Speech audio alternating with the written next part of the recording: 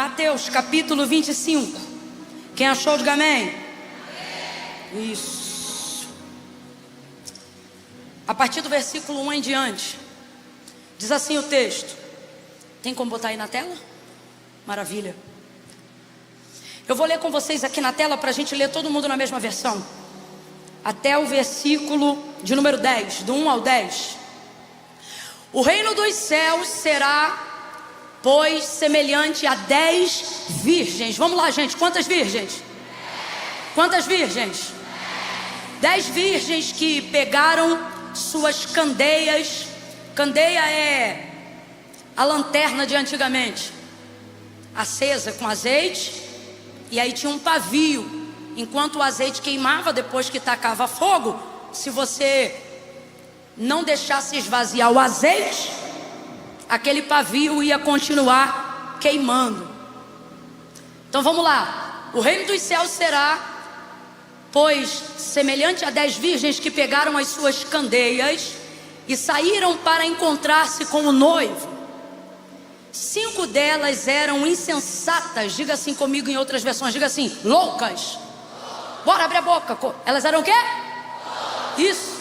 5 delas eram loucas, insensatas, e 5 eram prudentes.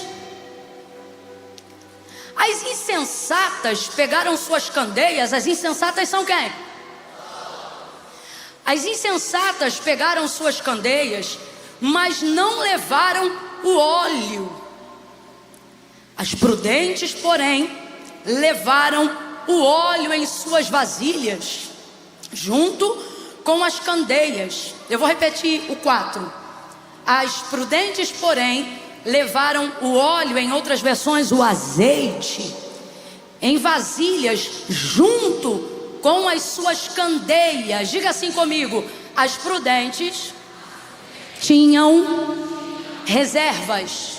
Diga assim, as prudentes tinham estoque. Isso. Aí vamos lá, verso 5. O noivo demorou a chegar e todas ficaram com sono e adormeceram. Verso 6. À meia-noite ouviu-se um grito: o noivo se aproxima, saiam para encontrá-lo. Então todas as virgens acordaram e prepararam suas candeias. As insensatas disseram às prudentes: deem-nos um pouco do seu óleo, pois as nossas candeias estão se apagando. Elas responderam: não, pois pode ser que não haja o suficiente para nós e para vocês. Vão comprar óleo para vocês. E saindo elas para comprar o óleo, chegou o noivo. As virgens que estavam preparadas entraram com ele para o banquete nupcial, e a porta foi fechada. Eu vou contar de 1 a 3, e quando eu disser 3, você vai liberar uma frase que determina o rumo profético daquilo que Deus nos confiou como verdade para fechar essa noite. Quando eu disser 3, pode abaixar um pouquinho aqui para mim, viu? Tá todo mundo aqui na igreja ouvindo bem? Vocês consideram que tá até um pouquinho muito alto ou não? Tá bom?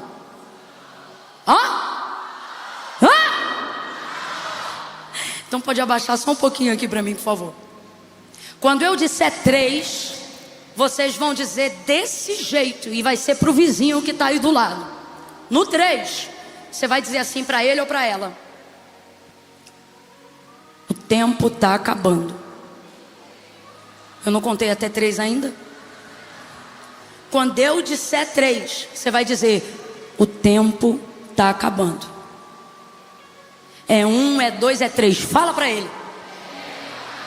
Não. Irmão, como é que você fala rindo? Teve uma irmã ali que fez assim: o tempo está acabando. Você está de brincadeira comigo, minha senhora? Uma hora dessa? Quem é que fica feliz em dar a notícia e em dizer que o tempo está acabando? O tempo está acabando. O que nós estamos fazendo com o tempo que temos? Eu quero que você toque no senso de urgência dessa pessoa. Olhe para ela como alguém que não pode mais brincar com o tempo. Olhe para ela como alguém que precisa ser conscientizada nessa noite de que não tem mais tempo. A orientação bíblica diz assim para nós: olha, buscai enquanto há tempo. Vou repetir para você que não ouviu. A orientação da palavra de Deus para nós é essa: buscai enquanto, invocai enquanto se pode achar. Então a gente só busca enquanto há tempo. E nessa noite o Senhor nos reuniu aqui, e o que Ele está dizendo para nós dizermos uns aos outros é: o tempo está acabando. E isso não é uma brincadeira. Quando eu disser 3, você franze o botox da testa, dentro de pouco tempo o meu vai fazer efeito. E você vai dizer para ele ou para ela: o tempo está acabando. É 1, é 2, é 3, fala. Está acabando, irmão. Está acabando. Não dá mais para brincar. A parábola das 10 virgens, ela já foi muito falada em nosso meio, graças a Deus por isso. Só que de tanto a gente, às vezes, ouvir de outros falarem e não de ler propriamente o texto, às vezes a gente passa batido em algumas informações muito importantes que servem para nós como alerta e palavra de despertamento para a nossa vida. Palavra de despertamento para a nossa vida. A palavra de Deus, ela tem esse poder de trazer um alerta. Ela tem esse poder de tirar-nos do lugar aonde a situação da mornidão, da mediocridade espiritual cria para nós um ambiente de conforto, nos dando uma falsa sensação de paz, sabe? E nessa noite o Senhor vai nos tirar desse lugar através dessa palavra. Não é uma coisa do mal, é uma coisa de Deus. É a palavra de Deus que vai entrar nesse momento, mais uma vez, em nosso coração. E eu estou profetizando algo e vou declarar aqui agora, algo que talvez você não glorifique, mas eu vou declarar. Hoje você vai sair daqui, e ao longo desse restante de semana, talvez você não entenda uma inquietação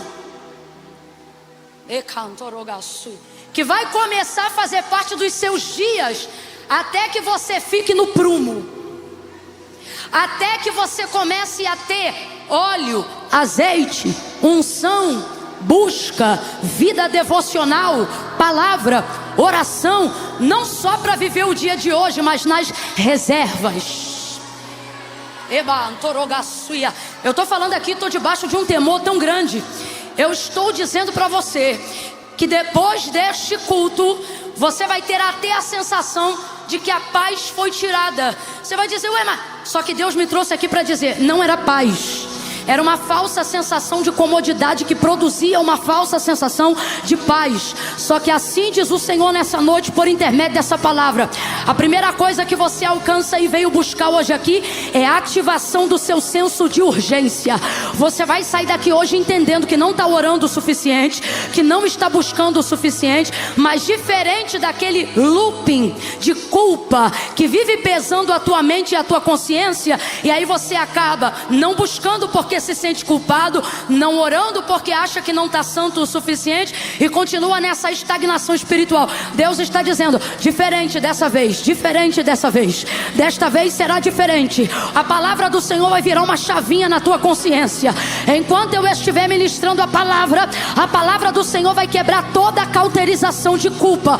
Você será conscientizado não só de onde você estava, mas quando Deus tocar nessa área da consciência, Ele não vai promover culpa, Ele vai promover um arrependimento tão genuíno, tão genuíno, tão genuíno, que por mais que você esteja com a vida devocional de manhã organizada, vai ter gente aqui, sem que ninguém mande, sem necessidade da igreja fazer campanha.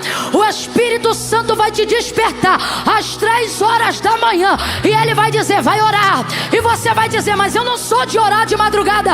E ele vai dizer: não era, porque depois daquela quarta-feira eu ativei um senso de urgência, para que agora você não tenha só óleo para se manter aceso, mas para que você tenha reservas. Eu vou contar de 1 a 3. Quando eu disser 3, você vai botar a mão no ombro do teu irmão e vai dizer para ele: tua vida vai ter estoque. É 1, levanta a mão. 2, bora. 2, no 3, bota a mão no ombro dele ou dela e diga para ele ou para ela: vai ter estoque a partir de hoje. É 1, é 2, é 3, diga: vai ter estoque a partir de hoje. Você não vai ter óleo só para quarta, vai ter óleo para quinta, para sexta, para sábado, para domingo. Deus vai elevar o padrão da tua vida espiritual. Deus, Camila, eu não estou entendendo. Vai poder descansar em Deus, dormindo ou acordado, porque aonde havia culpa, agora há depósito de busca, agora há depósito de unção, agora há reserva de azeite. Oh meu Deus, eu quero que você se atente a algumas coisas importantes nessa parábola. Eu vou ser muito sucinta, porque eu estou ansiosa para orar de novo. E tem dia que é dia da gente ministrar muito, mas tem dia que é dia da gente orar mais. Então preste atenção, que eu vou entregar com objetividade. Primeira coisa: as 10 eram virgens. Então me responda, quantas eram virgens? Quantas eram virgens? Todas as 10. As 10 eram. O que isso significa? Que as 10 estão dentro de um critério estabelecido para o encontro com o noivo. As 10 estão equiparadas nessa mesma coisa. Aqui não se percebe sua loucura, aqui não se percebe sua insensatez, aqui não fica revelada a sua falta. No início, todas são iguais. Todas atendem todos os critérios. Vou perguntar de novo, eu quero que você fixe isso na sua mente. Na parábola das 10 virgens, quantas eram virgens? As 10. Agora vamos lá. Quantas eram prudentes? Quantas eram loucas? Quando deu meia-noite, ouviu-se o grito: aí vem o noivo, saiam ao encontro. Por que precisou gritar? E agora eu vou perguntar para ver se você está ligado. Quantas dormiram? Oi? Quantas dormiram? Você vê que a nossa mente fica meio paralela. Teve gente que falou: todas. Você ia dizer 5, porque você acha que o sono foi só para aquelas que eram loucas. Mas não, o sono veio para todas. O sono veio para todas. Guarde isso na sua memória aí agora. O sono é para todos. Na parábola do joio e do trigo, quem já ouviu falar sobre a parábola do joio e do trigo? Precisa conhecer o texto todo. Quem já ouviu falar de joio e do trigo? Pronto, na parábola do joio e do trigo, está dentro do mesmo contexto e da mesma narrativa de parábolas que Jesus está apresentando aqui nesse mesmo texto. E ele vai contar, por exemplo, que na parábola do joio e do trigo, o senhor do campo pegou a semente, que é a boa semente, o trigo, deu na mão dos seus servos e mandou eles plantarem a boa semente, que é o trigo. Vamos lá, qual é a boa semente? Pronto. Aí ele deu o trigo, que é a boa semente, para o povo, para os servos poderem plantar no campo. Aí todos eles plantaram, servos diligentes, servos fiéis, servos do seu Senhor. Todos eles plantaram. Só que depois de um dia inteiro de trabalho, o texto diz que chegando à noite, o que aconteceu com os servos que trabalharam o dia inteiro plantando a boa semente? E eles dormiram. O texto apresenta o tempo todo esses servos como servos bons, como servos fiéis, servos trabalhadores. Só que depois de um dia inteiro de trabalho, quando chegou a noite, esses servos dormiram. Aí o que o inimigo fez? De acordo com a parábola, ele aproveita que esses servos estão dormindo, e o texto diz que ele entra no terreno aonde esses servos estão dormindo e semeia o joio no meio de onde o trigo havia sido semeado. Quando acorda de manhã, o texto diz que eles vão ali olhar o que está acontecendo e percebem que o joio está crescendo junto com o... Aí eles vão correndo para o seu senhor, bate na porta da casa dele e diz: Senhor, qual foi a semente que o Senhor nos deu para plantar? E aí o Senhor diz: ora, eu dei para vocês a boa semente, eu dei para vocês o trigo. Então tem alguma coisa errada? O joio, ou seja, a erva daninha desse tipo de sementes, está nascendo lá junto com o trigo. Aí o Senhor diz assim: essa semente quem semeou foi o inimigo. Só para eu ter certeza que você está acompanhando o contexto, que horas o inimigo semeou essa semente? Quando todos? Quantos estavam dormindo? Quantos estavam dormindo? Isso torna eles inadimplentes? Não, porque o sono é para todos. Só tem uma coisa maior do que a necessidade da fome. Só tem uma coisa maior do que a necessidade da fome. Eu estou indo aqui para o auge das necessidades do ser humano. Você olha para o auge das necessidades de um ser humano e você pensa assim: qual é o auge da necessidade do ser humano? Sentir fome, sim ou não? E normalmente eu já tive em algumas poucas peregrinações missionárias, e no sertão, no extremo norte da nossa nação, infelizmente, antes da gente chegar com a obra missionária ali, tinha mãe que dizia isso para o filho: mãe, eu estou com fome, minha barriga está doendo. E aí a mãe dizia: dorme que passa. E quantos dormiram e nunca mais acordaram? Entraram, eu não conheço os termos médicos, mas parece que em estado de hipotermia, alguma coisa assim, e morreu enquanto dormia. Porque só tem uma coisa mais forte do que a fome, que é o sono. O sono revela o auge da impotência. Se você fizer uma pesquisa, você vai descobrir que boa parte, na verdade está em segundo lugar, do índice de acidentes de trânsito depois do álcool, o primeiro número está relacionado ao sono. Agora veja, a maioria das pessoas que sofrem um acidente de carro, na maioria das vezes, elas estão a menos de 30 quilômetros de casa. Por que que isso acontece? Porque elas pensam que vão vencer o sono por estarem perto, mas o sono ninguém vence. Todas as vezes que a Bíblia fala sobre um estado de dormência muito grande, ela comunica isso através do sono. Você vai lembrar que quando Lázaro esteve morto, o Senhor falou como acerca da morte de Lázaro para os seus discípulos. Ele disse: olha, Lázaro, nosso amigo, dorme, mas eu vou despertá-lo. Jesus está querendo dizer que para ele uma morte é como que alguém que estivesse dormindo. Para ele é tão fácil ressuscitar um morto quanto despertar alguém do seu sono. Mas ao mesmo tempo é para a gente ficar alerta. Dá para a gente também entender o que Jesus está querendo dizer, para que a Bíblia está apontando quando ela fala sobre o sono, sobre o dormir. Impotência completa, que todos nós estamos subordinados e sujeitos a ela, independente de crença, contexto, poder aquisitivo. O sono é para todos. O sono não é só para os loucos. O sono não é só para os prudentes. O sono não é só para os crentes. O sono não é só para os ateus. O sono é para... Irmão, uma hora todo mundo vai dormir, seja no sentido figurado, seja no sentido do descanso, ou seja no sentido da morte. O sono é para todos. Então o que isso significa? Significa que você não tem que se indignar contra uma realidade que não pode ser mudada. Qual? A necessidade de dormir. O que isso tem a ver com o reino de Deus? Jesus apresenta o sono em pelo menos 2 parábolas, para poder mostrar que não importa o quanto nós o sirvamos, o quanto nós sejamos fiéis a Ele, o sono na condição de estado de extrema necessidade, ele chegará para todos. Para a aplicação do que estamos colocando aqui hoje, uma vez que não estamos falando do descanso, uma vez que não estamos falando da morte, mas da vida cristã, o que o Espírito de Deus então está anunciando pela parábola que Jesus contou a nós, que haverá um momento na nossa vida que, por mais intensa que seja a nossa busca, por mais fiel que seja a nossa devoção, por mais transparente que seja a nossa santidade, por mais casta, por mais virgem, por mais pura que seja a nossa vida cristã, haverá um momento cuja impotência do nosso ser será revelada diante de alguma circunstância. Então, Camila, se isso não pode ser mudado, se isso não pode ser quebrado, o que eu estou buscando? Camila, se isso não pode ser mudado, se isso não pode ser quebrado, por que eu sou crente? Camila, se haverá momentos que talvez enfermidades não sejam curadas, ou doenças para que propósitos sejam atingidos. Camila, se haverá crises, dores, decepções e sentimentos que Deus permitirá eu passar, haja vista que isso vai revelar a minha impotência. Então para que eu jejuo? Para que eu oro?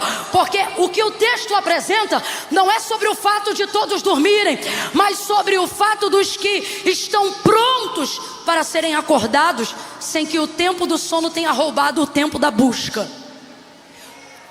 A grande revelação importante para nós nessa noite aqui do texto não é que todos dormiram, mas é que as 5 que são chamadas de prudentes podiam dormir em paz. Por quê? Porque tinha azeite na reserva. Guarda isso na sua mente, completa aí para mim, por favor. Por que as prudentes dormiram em paz? Porque elas tinham azeite porque elas tinham azeite na reserva. Então quem tem azeite na reserva, quem tem óleo na reserva, quem usou o tempo para buscar, quem usou o tempo para invocar ao Senhor, quem usou o tempo para se santificar, quem usou o tempo para ler a Bíblia. Eu leio mesmo quando eu não preciso, eu oro mesmo quando eu não sinto saudade, eu busco a Deus mesmo quando eu não preciso de uma porta. Eu quero que você entenda uma coisa: se você só busca a Deus quando precisa da porta, você só está buscando para acender a vela hoje, você só está buscando para manter a chama acesa hoje. Mas se você ora a Deus em outros momentos, que não só de necessidade, mas de gratidão, você não está somente orando, como está colocando azeite na reserva, óleo na reserva. É isso que essas 5 prudentes estão fazendo, de acordo com a parábola. Preste atenção: o segundo termo para as insensatas, você disse comigo, são loucas. Só que esse louco aqui, ó, não é biruta não. Esse louco aqui é que considera-se loucura não considerar o fator do tempo antes do noivo chegar. Irmãos, aquilo que eu e você chamamos de vida nessa noite nada mais é do que o intervalo do tempo da busca até que o noivo chegue. E a pergunta que o Espírito Santo confronta o nosso espírito nessa noite, por amor da nossa alma, é: o que você anda fazendo no intervalo? Eu ando no dorama, eu ando na série, eu ando na internet, o meu telefone sobe lá, hoje 8 horas de uso, hoje 12 horas de uso. Como é que naquele dia você vai dizer que não teve tempo para orar? Mais do que isso, irmãos, as horas mais difíceis estão chegando para todos, e só vão sobreviver a elas os que tiverem azeite na reserva. Quem não considera o tempo da espera como um tempo de busca, quando o sono vier, para alguns será apenas momento, como para os prudentes, mas para as loucas será a sentença eterna, porque não entendeu que no tempo da espera você tinha condições de buscar. Eu tenho, pela misericórdia, alguns anos de ministério, e nesses anos de ministério eu servi a Deus e tenho buscado servir intensamente dentro da nossa nação e em algumas oportunidades fora. E é natural que num sistema como esse eu colecionasse algumas perdas de voo, por carro que o pneu furou, por coisas que acontecem no caminho para impedir a gente de chegar. Mas você sabe por que isso nunca aconteceu? Porque se demora de 1 hora do lugar que eu estou até 1 hora de antecedência do horário do voo no embarque que eu tenho que pegar, eu saio com 1 hora de antecedência do horário de antecedência. E foi assim que eu vi carro rodar na pista e eu chegar no aeroporto, eu me perder no meio de mato com barro e ter que sair do carro para tentar desatolar e chegar no aeroporto com barro, mas ainda assim pegar o voo.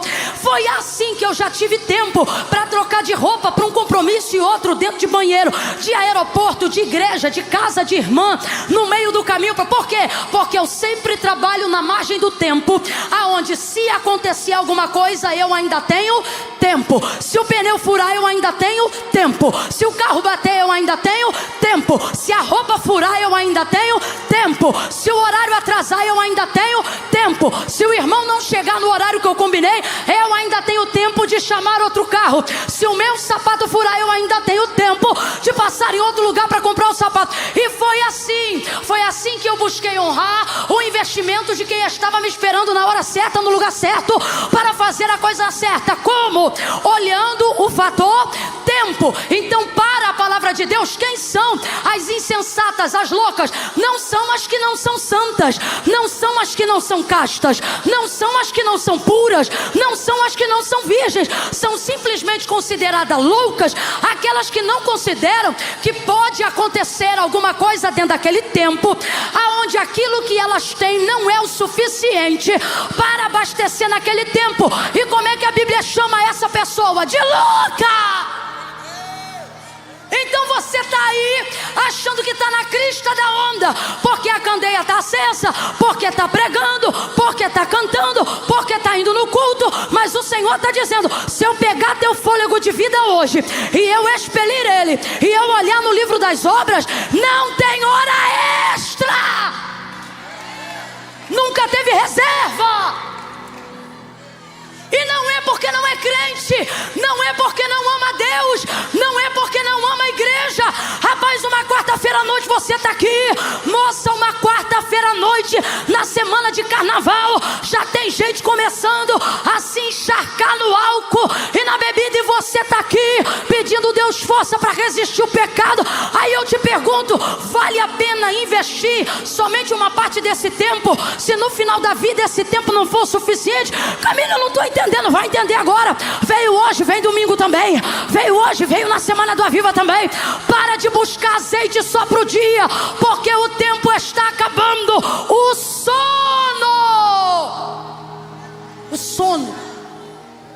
o estado de impotência pleno chega para todos, para o super crente e para o nada crente, para o super espiritual e para o carnal.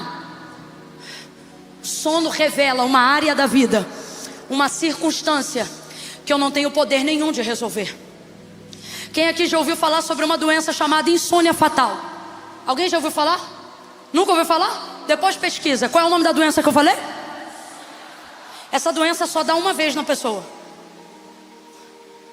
Você entendeu, né? Se é fatal, só uma vez. Depois de um tempo sem dormir,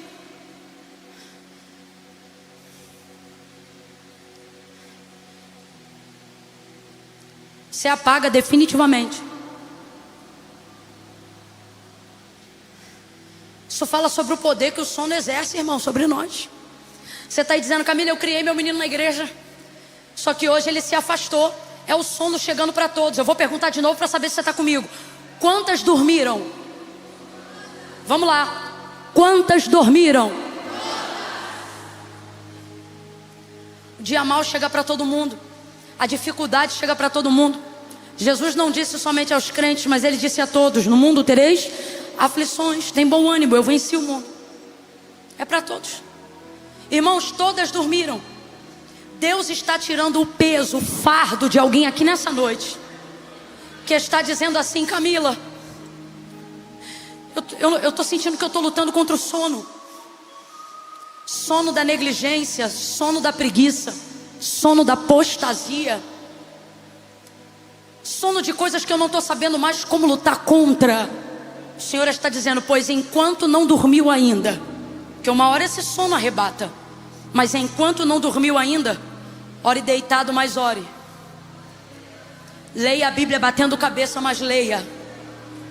Faça reservas.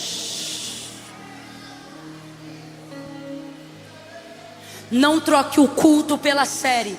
É tempo de reservas. Estamos num último momento da igreja na terra.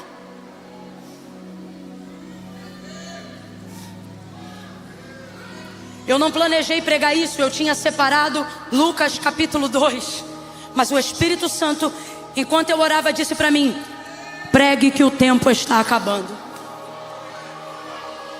E aí você está aqui e está dizendo: eu ouço isso desde que eu era criança, Camila. Só que você está vendo um nível de degradação moral em massa como não existia. O relógio de Deus aponta para o que está acontecendo a Israel. E os pregadores estão pregando, e a terra está pregando, e as pedras estão clamando. Todos estão gritando: aí vem o noivo.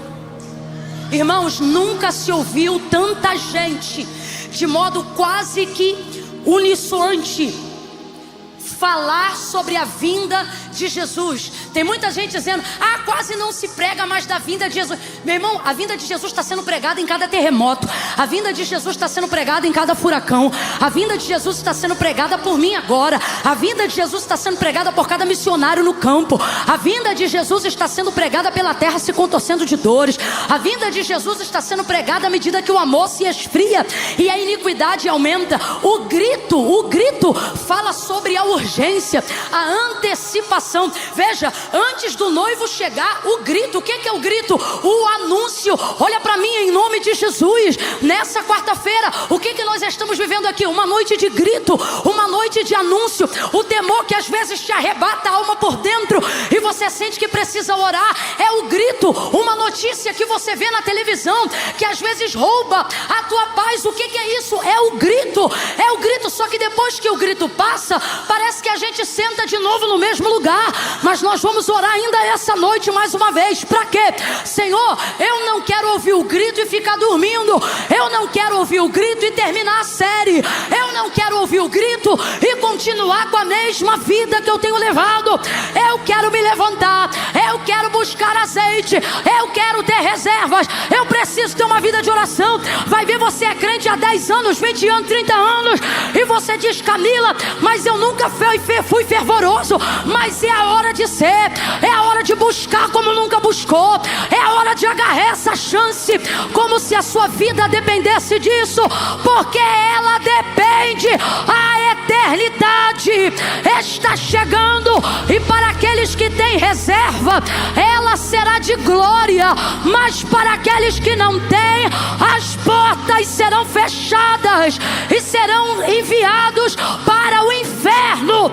Aqueles que se esquecem de Deus, aqueles que não buscaram, aqueles que mentiram. A Bíblia diz que os mentirosos não vão herdar o reino do céu. Talvez você está aqui me ouvindo agora e está dizendo: Camila, mas eu não minto. Será que não? Talvez você não mente para as pessoas. Eu não minto para as pessoas. Mas será que a gente não tem mentido para nós mesmos, dizendo que não buscamos porque não temos tempo, que não oramos porque não temos tempo, que não lemos a Bíblia porque não temos tempo? Pois nesta quarta-feira o Espírito e a noiva estão gritando e dizendo: buscai enquanto há tempo, invocai enquanto se pode achar. Eu não vou comer esse pão quente sozinha, não. Eu vou contar de 1 a 3. Quando eu disser 3, tu vai olhar pro irmão que está do seu lado, vai dar um empurrãozinho de leve no ombro dele ou dela, e vai dizer assim para ele ou para ela: ó, corre que dá tempo. É 1, é 2, é 3, diga: corre que dá tempo. Sacode alguém aí, desperta alguém aí, grita para alguém aí: corre que dá tempo. O tempo está acabando, mas ainda não acabou. O tempo está acabando, mas ainda não acabou. Desperta! Porque, filho, tá chegando uma hora que tu vai querer correr aqui para essa casa, e tu só vai encontrar, sabe quem? Os que ficaram.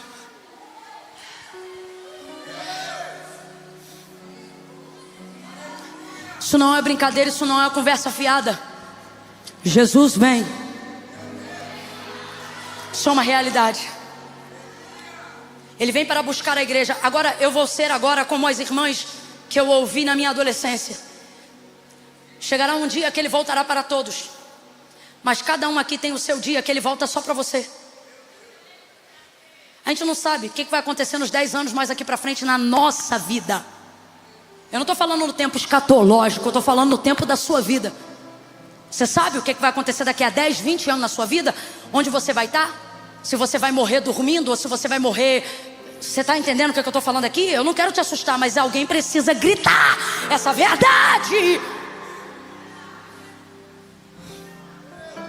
Você está pensando que uma vida medíocre de espiritualidade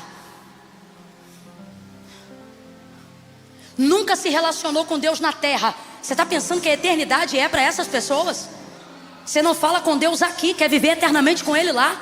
Eu preciso te falar a verdade, irmãos. A eternidade não é para ficar para sempre com Deus lá quem não passa com Ele nem 20 minutos aqui. Não é. É muito sério.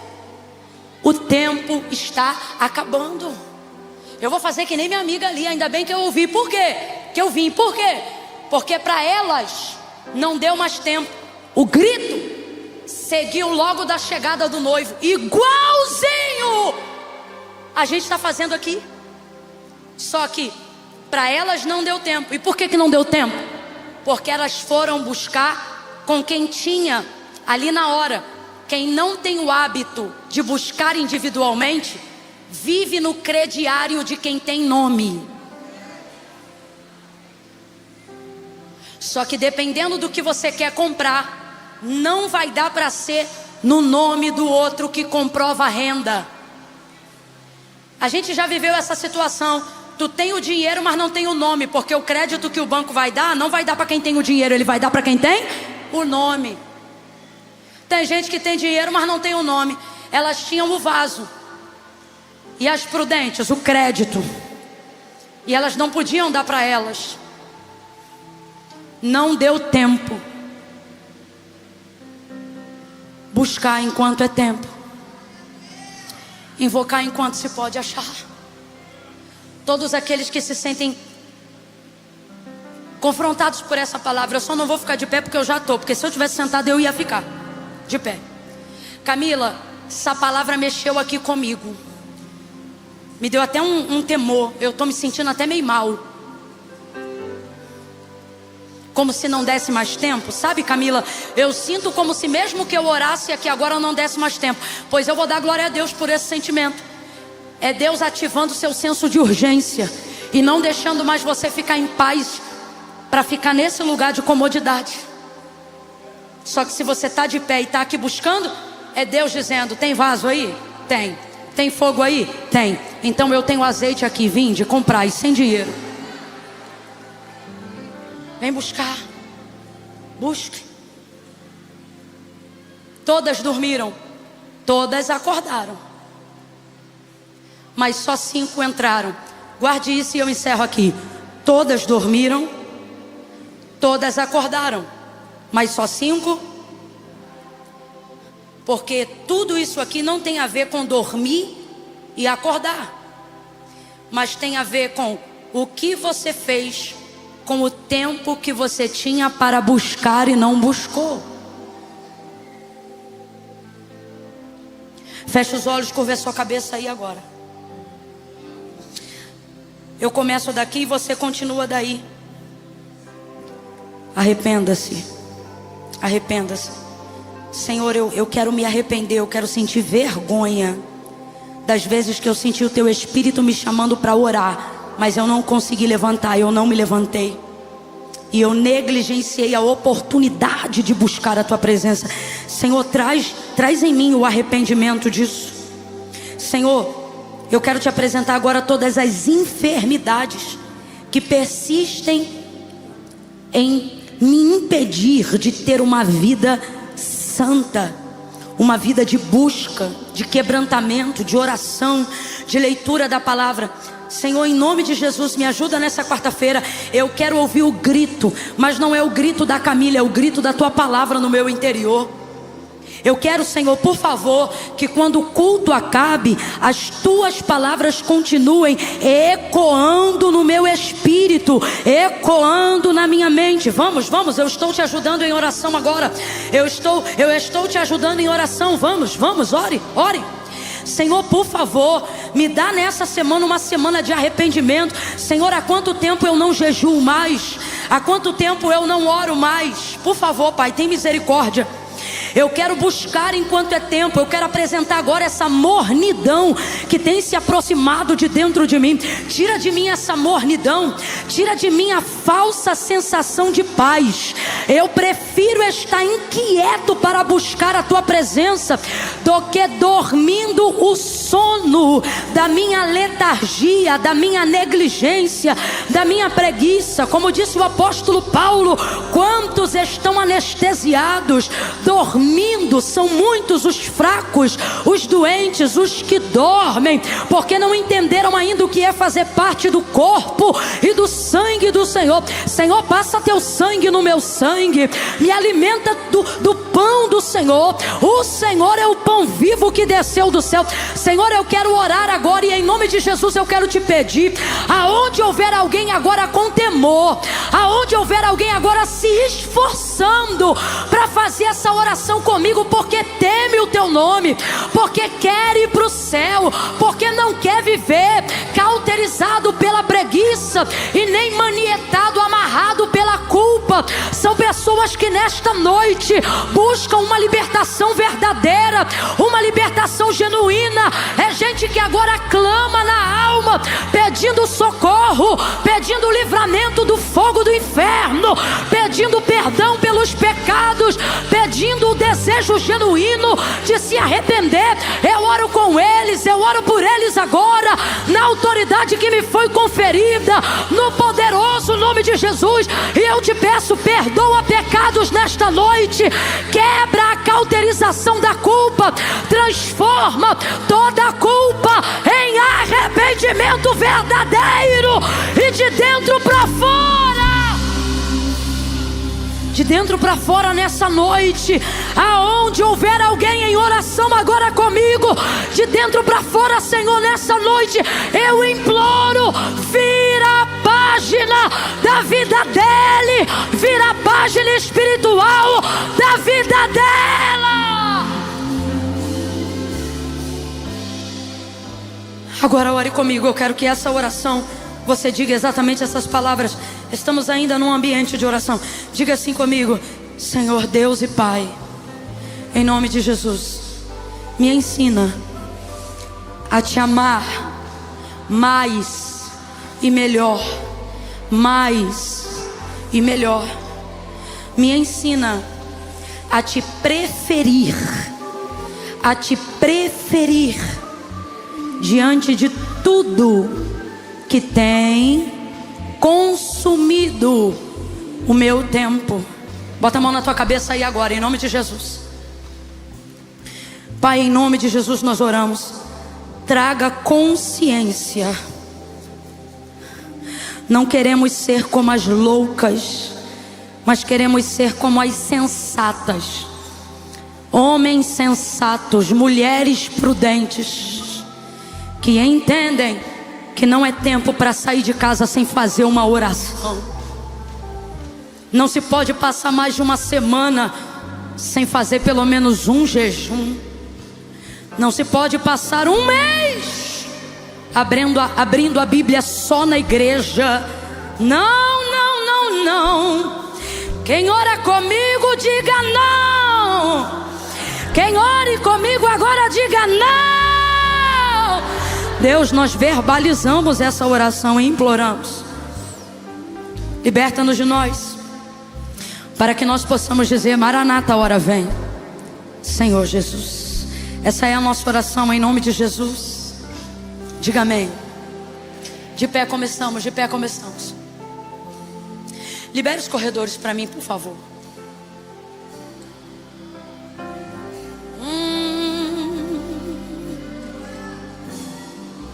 Oh Deus, oh Espírito, Espírito Santo, Espírito Santo de Deus, oh, tu estás aqui, oh Espírito, Espírito Santo de Deus, tu estás aqui.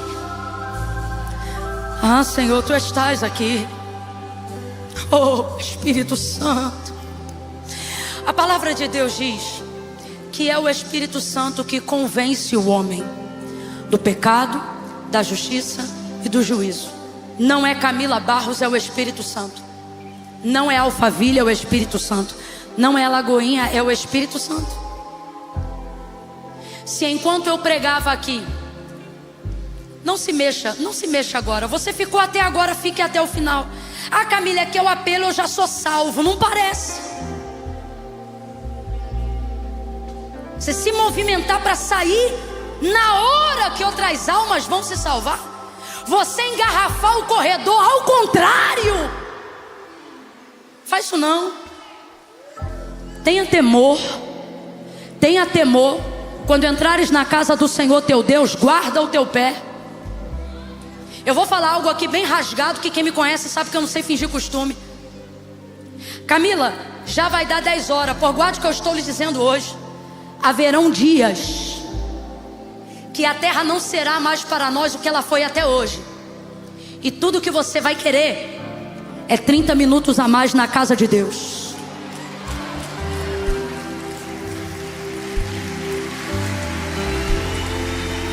É muito sério, gente. É muito sério.